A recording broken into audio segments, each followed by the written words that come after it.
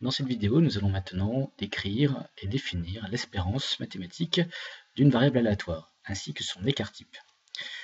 Comme nous l'avons vu dans l'activité précédente, l'espérance d'une variable aléatoire va se définir à l'aide de la loi de probabilité de cette variable, en tant que moyenne, finalement, des valeurs prises par la variable aléatoire, qui sont ici dans ce tableau x1, x2, x3 jusqu'à xn, et avec leur probabilité, donc pondérée de leur probabilité, P1, P2, P3, Pn. Nous avions vu dans l'activité que, dans un premier temps, il s'agissait de calculer une moyenne avec des fréquences d'apparition de chacune de ces valeurs, et que lorsque l'on répétait à l'infini, ou en tout cas un très grand nombre de fois ces expériences, chacune des fréquences se stabilisait finalement vers les probabilités. Ainsi, l'espérance de la variable aléatoire x, que l'on va noter grand E de x, eh bien, il faut tout simplement P1x1 plus P2x2 jusqu'à Pnxn, que nous noterons sous sa forme formelle, sous la forme sigma, quand nous dirons somme de i égale à n de Pxi. Alors, ce qu'il faut bien comprendre, c'est que l'espérance représente la valeur moyenne de la variable aléatoire grand X, c'est-à-dire que pour chaque partie, si on imagine une partie, ou pour chaque expérience, eh bien, nous aurons en moyenne comme résultat grand E de x. C'est une moyenne, donc c'est une valeur qui généralement n'existe pas, et il faut bien imaginer que cette moyenne n'est envisageable que si l'on répète un très grand nombre de fois l'expérience. Par exemple, si on reprend le jeu de cartes de l'exemple du cours, eh bien, obtenir 0, nous avions une probabilité de 5 huitièmes, obtenir 1 de 1 huitième, obtenir 3 1 huitième, obtenir 4, probabilité 1 huitième. Nous calculons l'espérance, donc 0 fois 5 huitièmes, plus 1 fois 1 huitième, etc.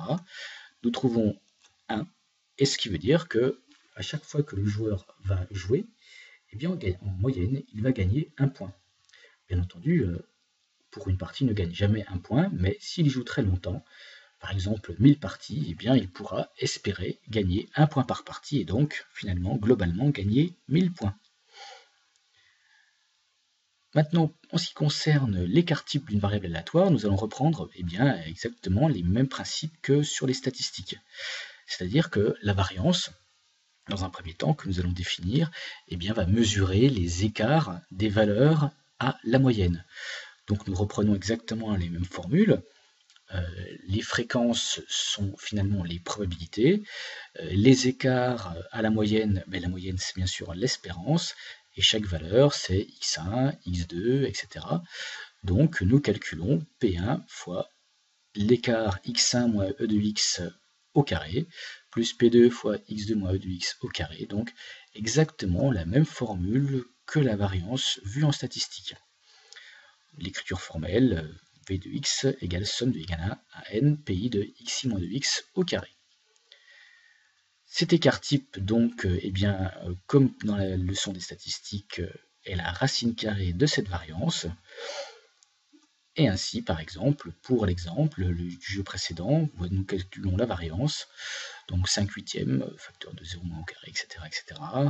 On développe et on trouve 9 quarts. Et donc, l'écart-type vaudra ici 3 demi. Alors, le théorème est exactement le même qui nous a été utilisé en statistique, c'est-à-dire que au lieu de calculer la variance comme la moyenne des carrés des écarts à l'espérance, nous allons ici utiliser une formule plus simple, puisque nous allons calculer finalement la moyenne des carrés des valeurs de la variable aléatoire.